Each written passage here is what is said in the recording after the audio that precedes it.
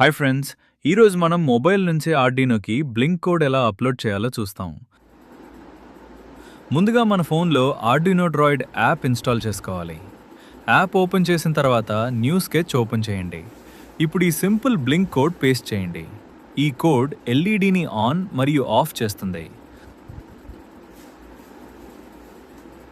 తర్వాత మీ Arduino బోర్డ్ని OTG cable ద్వారా మొబైల్కి కనెక్ట్ చేయండి. బోర్డ్ డిటెక్ట్ అయిన తర్వాత పైకి ఉన్న అప్లోడ్ బటన్పై క్లిక్ చేయండి. కొన్ని సెకండ్స్ వెయిట్ చేయండి. అప్లోడ్ సక్సెస్ఫుల్ అని వస్తే మీ ఆర్డినో బోర్డులో ఎల్ఈడి బ్లింక్ అవడం స్టార్ట్ అవుతుంది. ఇంతే ఫ్రెండ్స్, ల్యాప్టాప్ లేకుండా కూడా మొబైల్ నుంచే ఆర్డినో ప్రోగ్రామింగ్ చేయొచ్చు. ఇలాంటి ఈజీ ఎలక్ట్రానిక్స్ మరియు ఆర్డినో వీడియోస్ కోసం ఎలక్ట్రోటెక్ తెలుగుని ఫాలో అవ్వండి.